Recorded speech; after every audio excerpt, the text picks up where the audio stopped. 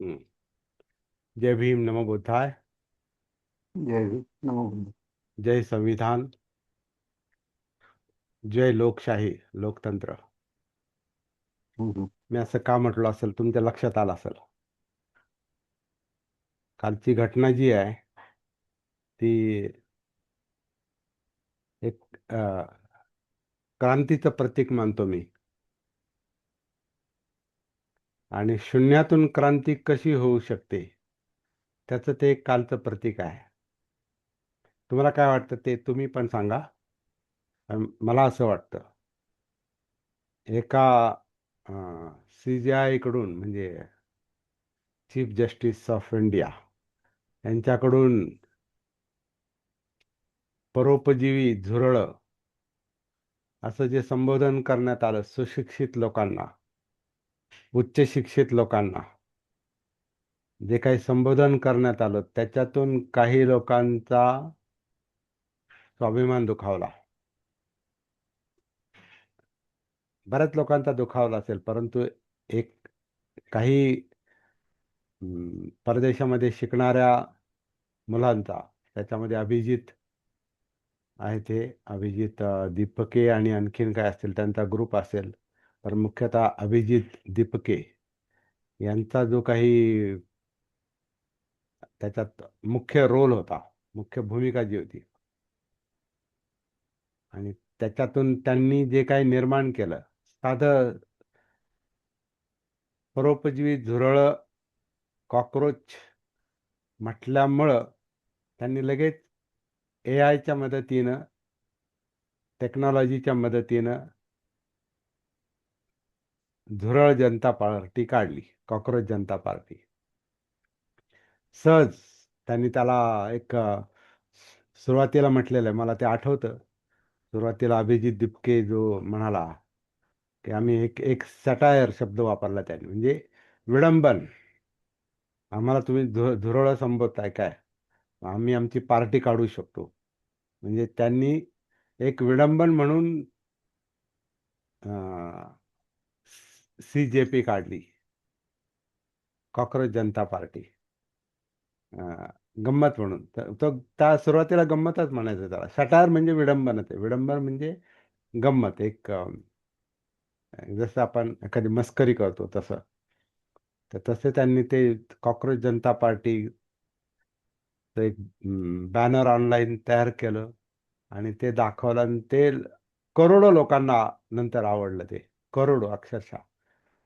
ते असं म्हणतात की त्यांचे जे तेवढ्या एका त्या ऑनलाईन बॅनरला इतके फॉलोअर मिळाले की त्यांनी त्याची तुलना केली तर ते म्हणे मोठमोठाले जे अच्छा. ज्यांच्या वेबसाईट आहे, ज्यांचे अकाउंट आहेत, फेसबुक अकाउंट किंवा यूट्यूब किंवा ज्यांच्या वेबसाईट आहेत, तेवढे त्यांना सुद्धा मिळाले नाही. अगदी ज्यांनी तुलना काँग्रेस पार्टीशी पण केली आणि BJPशी पण केली. म्हणजे एक हे सांगतो, म्हणजे त्यांनी त्यावेळेला तो जे काय म्हटला ते, किंवा त्यावेळेला ते जे काही दिसलं ते आपल्याला ऑनलाईन, त्यामुळे त्यांच्यापेक्षा जास्त फॉलोअर ह्या कॉक्रोच जनता पार्टीचे होते, झुरळ जनता पार्टी. आता नाव पण जरा विचित्रच आहे ते, परंतु तो इन्सल्ट आहे त्या तरुणांचा, सुशिक्षित तरुणांचा इन्सल्ट आहे. आणि ते कोणाला संबोधलं त्यांनी, चीफ जस्टिसनं, हे त्याच्यातून लक्षात येतं. आणि मग ही झुरळ पेटली. ही झुरळ, तथाकथित झुरळ पेटली. काल ते त्यांची एक ठाकरेंची जी पत्रकार परिषद झाली, ते ठाकरेंना ते म्हणजे मला एक गाणं आठवतं. एक मच्छर आदमी को हिजडा बना देता है. ते गाणं म्हणे मला आठवलं, असं ते ठाकरे म्हणाले, उद्धव ठाकरे. तर इंटरेस्टिंग आहे. म्हणजे त्यांनी, म्हणजे आता मच्छराच्या जागी झुरळ ठेवा, असं असं त्याचा ते अर्थ झाला. मच्छराच्या जागी झुरळ ठेवा, और एक कॉकरोच आदमी को हिजडा बना देता है, म्हणजे सक्रिय करतो तो. तसं झुरळांनी सगळ्या देशाला सक्रिय केलं. त्याच्यातून एक फार मोठी क्रांती, म्हणजे न हलणार सिंहासन हललं काल, असा त्याचा एक अर्थ आहे. तर मी याची तुलना बाबासाहेबांच्या अस्पृश्यतेच्या चळवळीशी करत होतो, की बाबासाहेबांचा पण स्वाभिमान अस्पृश्यता या संबोधनामुळं, की तुम्ही अस्पृश्य आहात, तुम्ही तुम्हाला आम्ही शिवणार नाही, तुमच्याकडून आम्ही शिवून घेणार नाही, तुम्ही पाण्याला स्पर्श करू शकत नाही, तुम्ही देवळात जाऊ शकत नाही, तुम्ही शिक्षण घेऊ शकत नाही, तुम्हाला सर्व दृष्टीनं वंचित ठेवलं जाईल, दलित ठेवलं जाईल, तुम्हाला तुडवलं जाईल. दलित म्हणजे पायी तुडवलेले, तुम्हाला तुडवलं जाईल, तुम्हाला गावाच्या बाहेर ठेवलं जाईल, तुम्हाला जमीन नाही, जुमला नाही, शेती नाही, शिक्षण नाही, आणि तुमची भाकरी सुद्धा आमच्यावर अवलंबून आहे. अशा अवस्थेला ज्यांनी नेलं, त्याच्यातून त्यावेळेला बाबासाहेबांचं मन पेटलेलं आहे. त्याची मला आठवण झाली. आणि तिथून जी मग ती अं, क्रांतीची सुरुवात झाली, तर ते मन पेटलं म्हणजे जागृत झालं, म्हणजे सतीमध्ये आलं. आपल्या भाषेत, बुद्धांच्या भाषेत सतीमध्ये आलं. आणि सतीमध्ये आल्यानंतर, जागृत झाल्यानंतर काय होऊ शकतं, हे बाबासाहेबांची चळवळ पण आपल्याला दाखवते. आणि कालची घटना सुद्धा त्याची मूळ प्रेरणा बाबासाहेबच आहेत. इथं ते वारंवार तुझे फोटो दाखवत होता, किंवा इतर लोक पण. तर जय भीमचा नारा अजून. त्या भीमचा नारा, हम्म. पण ते सतत. माणूस हम्म. पेटला. माणसाच्या एक तर अहंकाराला धक्का लागला, किंवा त्याच्यापेक्षा मोठी ताकद ही स्वाभिमानाची आहे. अहंकार तरी तो थोडा वेळ दुखावला जातो, आणि तो पलटवार करतो. तो काय करतो, तो ज्याने अहंकार दुखावला त्याला खतम करायचा प्रयत्न करतो. स्वाभिमान जो आहे तो जर दुखावला गेला, सेल्फ रिस्पेक्ट, स्वाभिमान जर दुखावला गेला, तर तो अहंकारासारखं काम नाही करत. तो काय करतो, का हे याच्या पाठीमागं कोणत्या प्रवृत्ती आहेत, काय कारण आहे याला, हे असं असं का होऊ शकतं. तर स्वाभिमान त्याचा शोध घेतो. स्वाभिमान त्याचा शोध घेतो, आणि मग ते मुळावर काम करतो. आणि हा शोध घेताना आपण त्याला किती जबाबदार आहोत, म्हणजे आता समजा अस्पृश्यतेचा मुद्दा घेतला, तर आपण किती त्याला जबाबदार आहोत अस्पृश्यता स्वीकारण्यामध्ये आणि पाळण्यामध्ये. म्हणजे दलित किंवा अस्पृश्य पण स्वतःला अस्पृश्य मानत होते ना. इतर तर मानतच होते, परंतु ज्यांनी अस्पृश्य ठरवलं, ते तर अस्पृश्य म्हणतच होते, मानत होते अस्पृश्यांना. कारण अस्पृश्य पण स्वतःला अस्पृश्य मानत होते. आणि ती जास्त घातक गोष्ट होती बाबासाहेबांच्या दृष्टीनं. म्हणून ह्या अस्पृश्यांमधला स्वाभिमान जागवण्यासाठी त्यांची मग ती महाडच्या सत्याग्रहाची चळवळ आहे, किंवा काळाराम मंदिराची चळवळ आहे, किंवा आणखीन जे काही जनजागृतीतून त्यांनी ज्या काही गोष्टी निदर्शनास आणून दिल्या, अगदी मुक्ती कोण पथे, त्या भाषणात त्यांनी जे काय वेगवेगळे उल्लेख केले. तुम्ही कोण आहात, तुमची काय, म्हणजे जणू काय अवकातच दाखवली ती एक.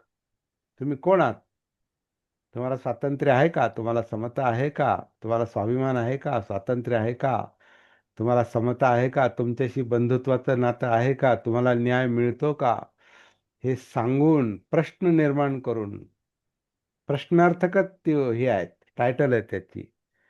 तुम्हाला स्वातंत्र्य आहे काय, तुम्हाला समता आहे काय, तुम्हाला न्याय मिळतो काय, तुम्हाला बंधुत्व बंधुत्व याच्यात आहे काय, म्हणजे विचार करायला लावला, प्रवृत्त केलं विचार करायला.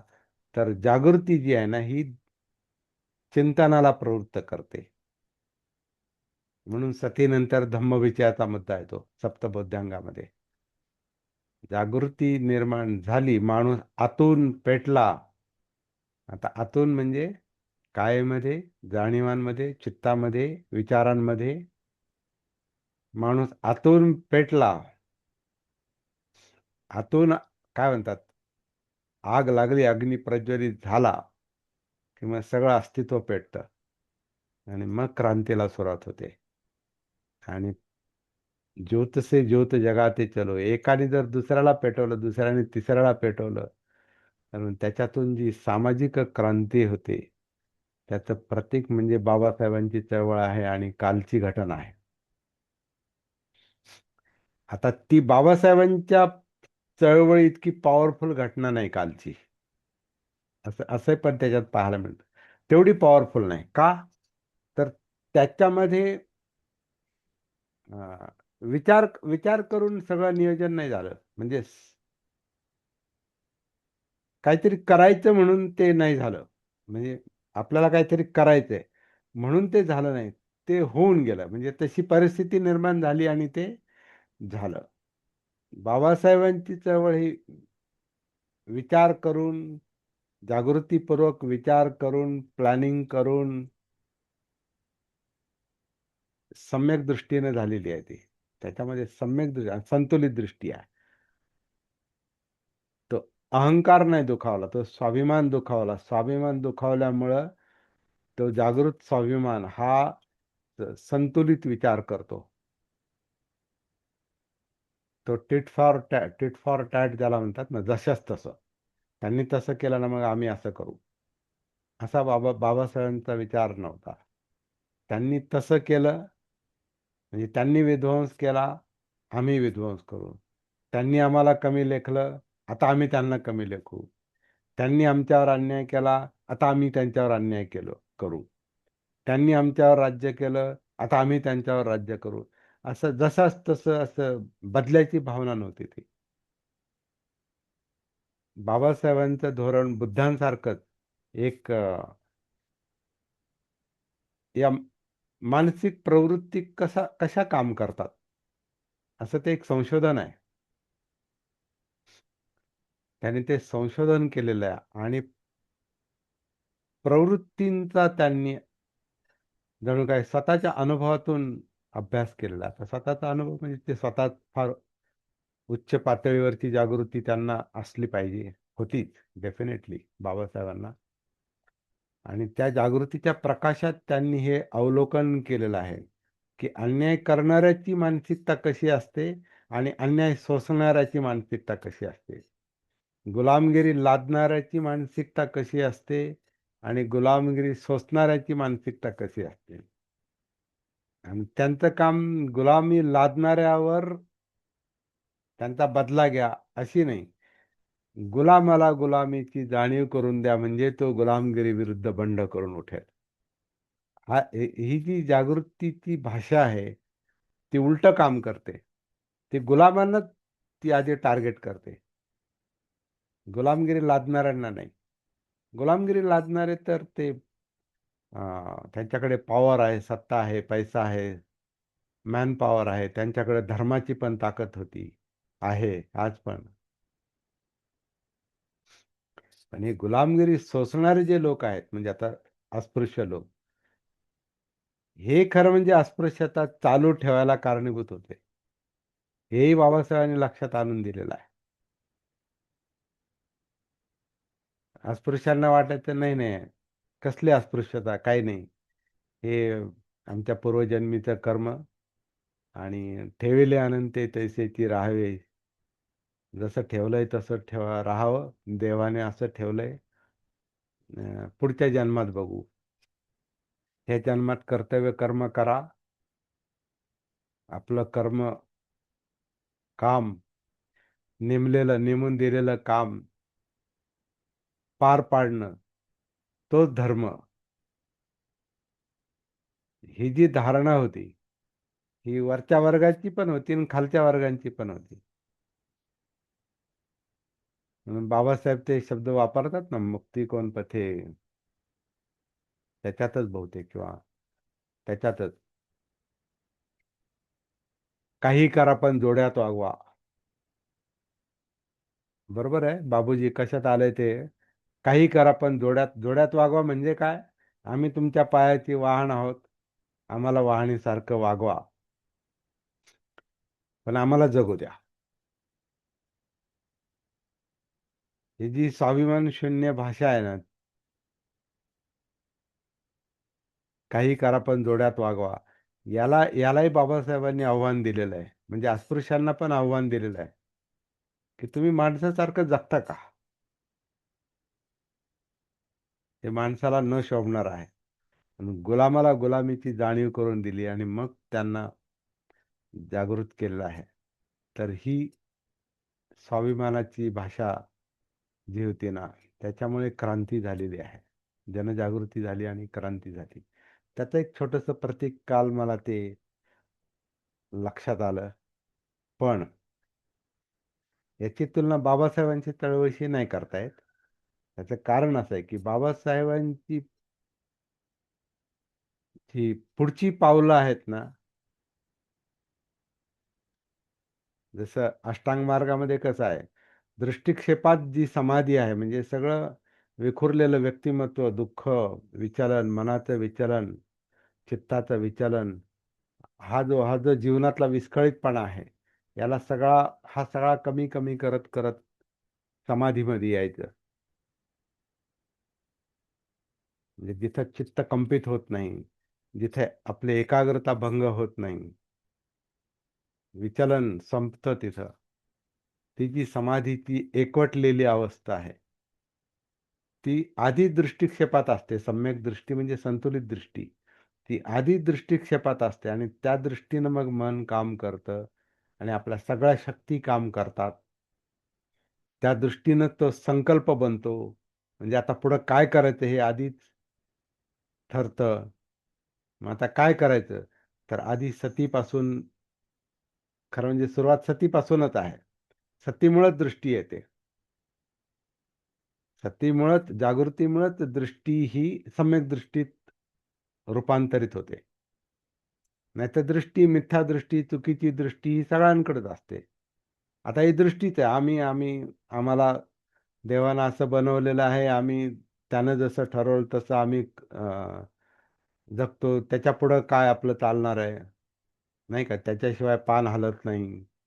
असं जे म्हणून अस्पृश्यता भोगणारे जे लोक होते, ती त्यांची दृष्टीच होती. ती त्यांची समज होती.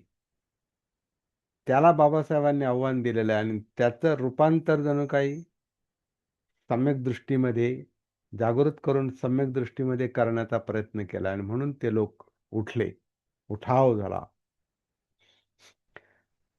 तर जागृतीमुळे सम्यक दृष्टी येते. म्हणून सतीपासून सुरुवात आहे. समाधी हे ध्येय आहे. सतीपासून सुरुवात आहे. त्याच्यानुसार आपले प्रयत्न चालू झाले पाहिजेत. सम्यक व्यायाम.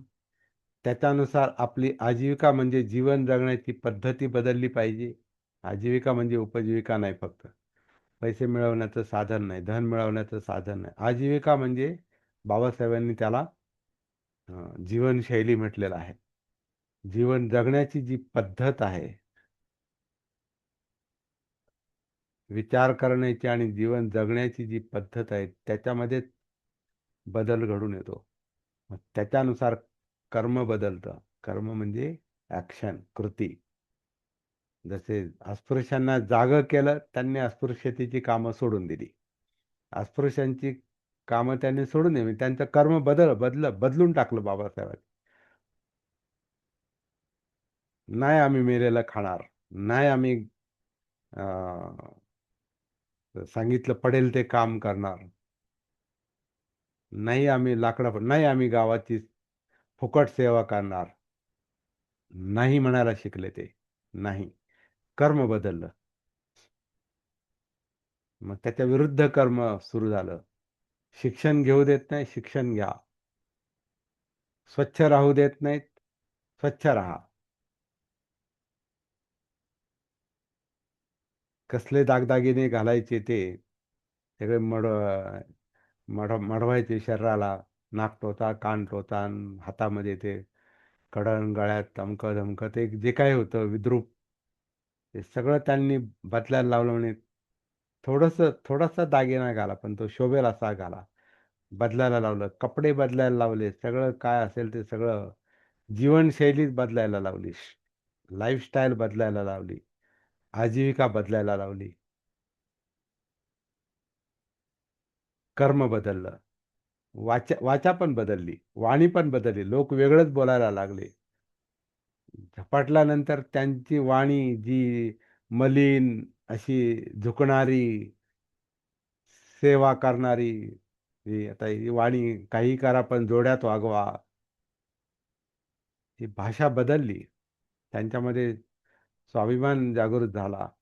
आणि मग ती वाचा, ती वाणी, स्वाभिमानाची वाणी जी आहे ती मग काय म्हणणार, त्यातला जो जळजळीतपणा होता तो सामान्य लोकांचा पण वेगळा झाला. बाबासाहेबांचा तर होताच, तो काय प्रश्नच नाही. त्यांचे शब्द म्हणजे, त्यांची वाणी म्हणजे काय, जरा घणाघाती आणि भीमगर्जना, भीमटोला, हे जे शब्द आहेत,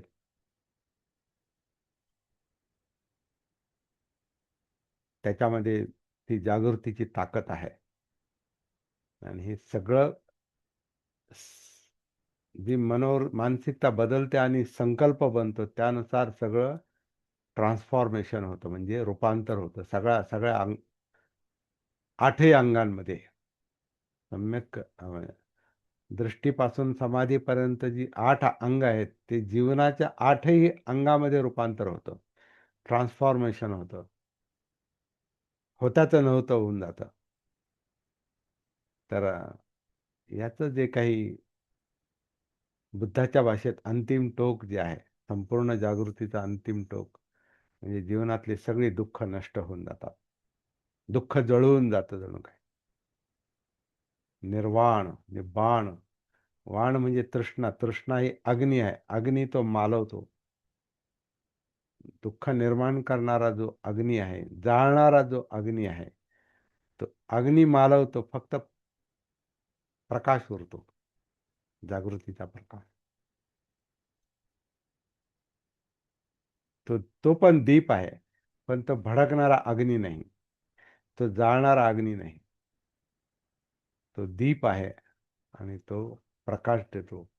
सती हा, जागृती हा प्रकाश आहे आणि त्याच्यातून हे सगळं रूपांतर होतं. हे आज मला ते कालच्या घटनेवरून मला ते असं वाटलं की त्याच्यावर आपलं मत व्यक्त करावं. आणि याची तुलना माझ्या मनात अशी अनायासी आली बाबासाहेबांच्या कार्याशी. आणि ह्या कालच्या घटनेचं मूळही तिथंच आहे, बाबासाहेबांच्या त्या विचाराशी. हा बाबासाहेबांचा पण विजय आहे. परंतु आता हे पुढे काय करतात त्याच्यावर पुढचं भवितव्य अवलंबून आहे. असो, मला जे वाटलं ते मी आज बोललो. तुम्हाला जे काय वाटतं ते तुम्ही मांडू शकता.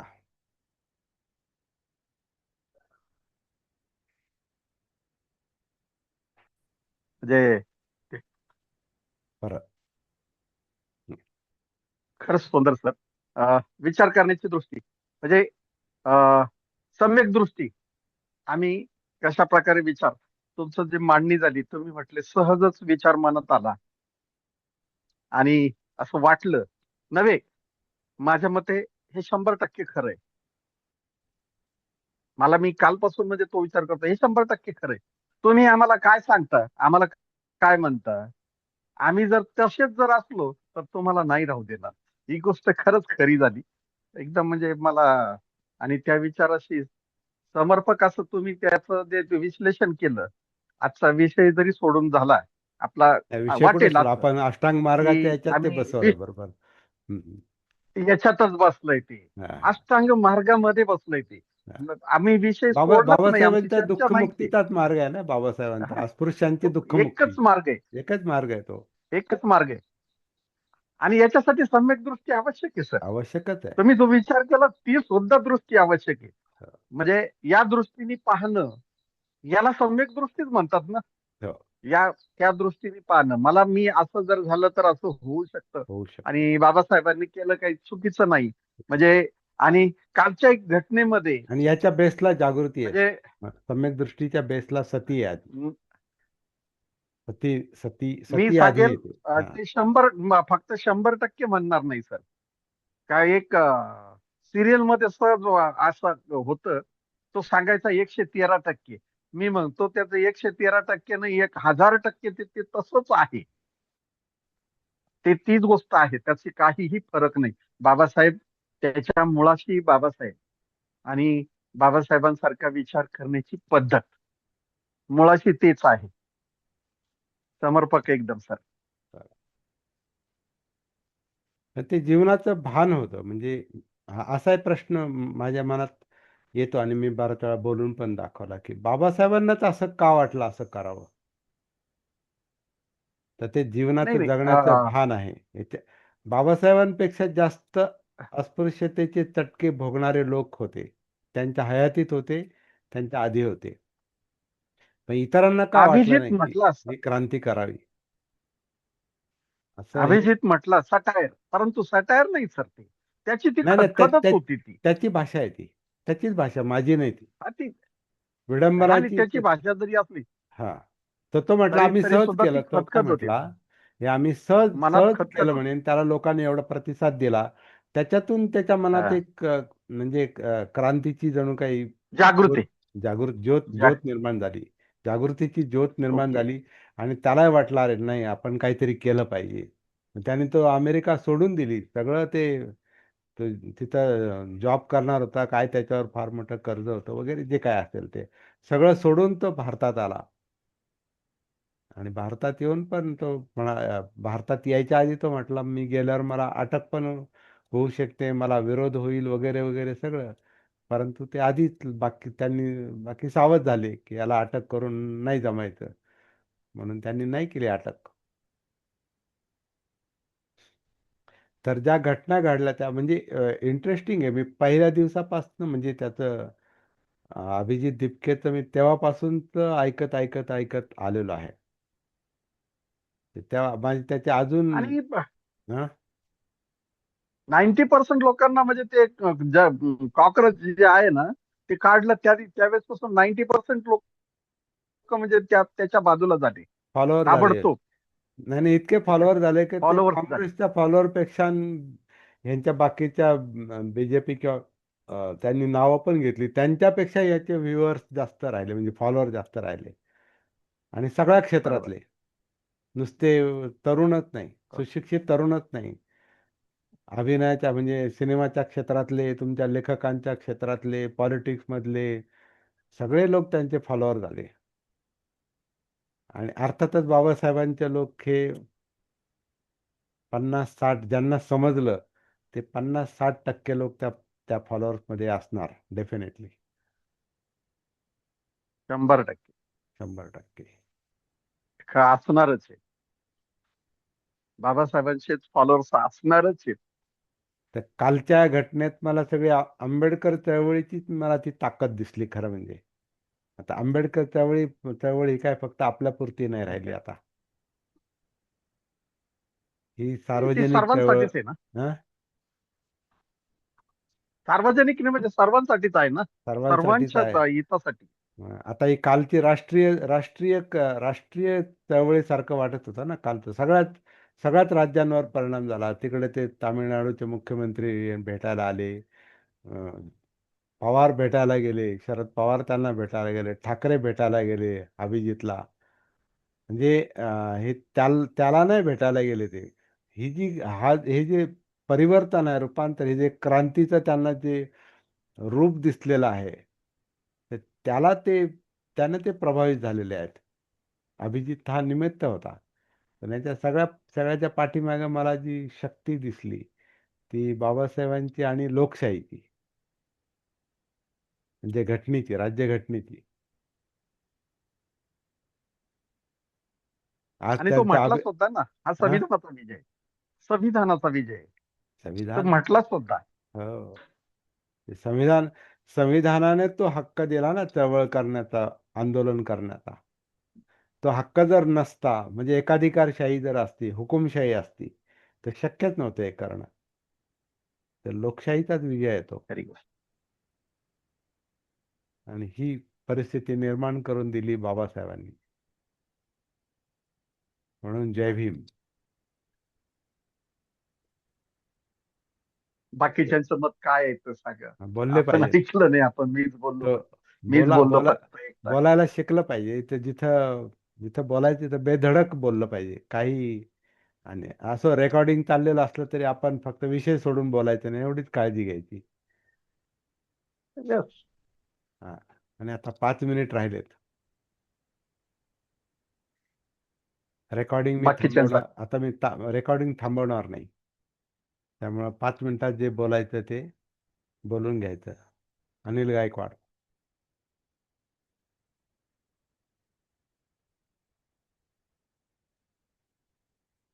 पॉज नाही. तुमचा एक एक सेकंद इथे कमी होत चाललाय. कसबे, धानके सर, अरविंद, मस्के, तो शेवटी बोललाय सुनंदा. अभिजित हा. दिपके आता म्हटलं शेवटी बोलला की ही सुरुवात आहे. हो, ही सुरुवात आहे. हा, बरोबर. म्हणजे त्याला याच्यानंतर खरं म्हणजे परत काहीतरी करायचंय, बरंच त्याच्यामध्ये काय काय सातत्य जर करायचंय. राहिलं आहे, हा, तर ते आता त्याने म्हणजे ही त्याच्या सुरुवात आहे आणि त्याच्या पुढे डोक्यात काय काय प्लॅनिंग करेल चाललं असेल सर. आता पुढचं प्लॅनिंग आहे. चाललं असेल. सातत्य पण राहिलं पाहिजे. हा, ते पण बाबासाहेबांच्या चळवळीशी आणि दिपक्यांची जी आता हे सुरुवात जरी असली तरी तुलना तर अजिबात होऊ शकत नाही. तुलना नाही होऊ शकत. पण ते वाटलं, हा, मला तुलना वाटलं. नाही. हा, तुलना नाही. ते कारण आपण ते एक शब्द आहे त्याला, पासंगाला पुरणार नाही. हा, पासंग हा. म्हणजे त्याचे काही अंश पण नाही. एक 10% 5% असं पण म्हणू. मुख्य प्रेरणा जी आहे ती बाबासाहेबांचीच आहे. बाबासाहेब 100%. 100%. हा. हम्म. आणि म्हणजे एकाच जातीच्या दृष्टीने म्हणा किंवा सगळ्या सगळ्या लोकांनी या चळवळीमध्ये किंवा त्याला जे भाग घेतला. प्रेरणा किंवा एक भाग समर्थन घेतला. केलं असं म्हणूया. सहभाग दिला. भाग सक्रिय घेतला. सहभाग हा, दिला. एवढे हा. तरुण इव्हन ते एवढ्या आता मोठ्या संख्येने आले हा, दिल्लीमध्ये. विशेष आहे ना हा. ते. विशेष आहे. आणि नंतर मग म्हणजे इकडे राहुल इकडे गांधी पण सारखे बिहारमध्ये पण चाललंय आणि इथे मुंबईमध्ये पण आता चाललंय. बिहारमध्ये तीच म्हणजे दिल्लीचं प्रतिबिंब ते तिथेही दिसलं असं. तिथे दिसलं. बरोबर. हम्म. मुंबईत पण. समाजात आणि खरंच आहे. अस्वस्थता हा, समाजात कबीर. अस्वस्थता फार होती. हा, समाजात अस्वस्थता फार होती. ते दिपकेच्या माध्यमातून स्फोट झाला त्याचा. हा, स्फोट झाला. बरोबर आहे. दिपके निमित्त ठरला. नाही, हे खरं म्हणजे CGI निमित्त ठरले. Chief justice of India. त्याला एक अजून हे कारण आहे सर की अभिजित दिपके हा मुळातच बाबासाहेबांची प्रेरणा घेऊनच प्रेरणा घेऊ. हे दलित महत्वाचं आहे तो म्हणतो ना, हो. मी दलित आहे. दलित होता आणि ती एक प्रेरणा त्याला बालवयामध्येच किंवा त्याच्या घरामध्ये तसं वातावरण होत आहे. कारण त्याचे वडील देखील रिझर्वेशनच्या याच्यामधूनच ते पुढे आले. बरोबर. मग याच्यातून एक गोष्ट लक्षात येते, मला नेहमीच वाटतं, इथून पुढं भारतामध्येच काय, जगामध्ये सुद्धा आंबेडकरी चळवळ आणि विशेषतः आंबेडकरी बौद्ध चळवळ ही पुढं नेणारे आपलेच लोक असणार आहेत. म्हणजे एक अभिमान म्हणून नाही किंवा अहंकार म्हणून नाही.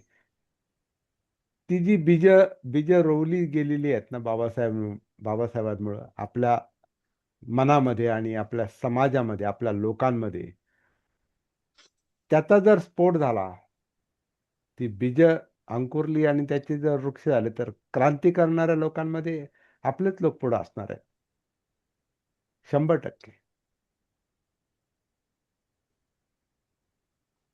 मीडियाने विचारलं होतं त्या आज आपल्याला ते दिसत नाही, जाणवत नाही, परंतु ते कसं आहे, साधनं म्हणण्यापेक्षा एक अजून बौद्ध मानसिकता, जागृत मानसिकता जी तयार व्हायला पाहिजे, ती अजून झालेली नाही. त्याची सुरुवात झालेली आहे, ती तेव्हाच झालेली आहे, बाबासाहेबांच्या काळातच झालेली आहे. जी बुद्धापासून सुरुवात झाली ती नंतर पूर्ण नेस्तनाबूत करण्यात आली. बुद्धाला इथून हाकलून देण्यात आलं. बुद्ध धम्म इथून हाकलून देण्यात आला. पण बाबासाहेबांच्या भाषेत बुद्ध धर्माचा वृक्षाची काही पानं जरी सुकलेली असली तरी मुळं अजून भारतात आहेत. हे बाबासाहेबांचं जे भाकीत आहे त्याचं पण हे प्रतीक आहे. तो जागृतीचा अग्नी जो आहे तो इथं अजून जमिनीमध्ये अजूनही पेटतो आहे, इथल्या जमिनीत, आणि तो निमित्तानं डोकं वर काढणार. आता याला म्हणजे विरोधकांनी पण धडा घेतला असेल याच्यातून. अरे नाही, जरा सावधगिरीनं बोललं पाहिजे आणि सावधगिरीनं पावलं उचलली पाहिजे. दडपशाही चालणार नाही. लोकशाही लोकशाही आहे इथे, लोकशाही दडपशाही चालू हा शकत नाही. लोक ही ताकद आहेत. लोकांनी लोकांकरता चालवलेलं राज्य लोकशाही. इथे दडपशाही चालू शकत नाही हे त्यांना पण आता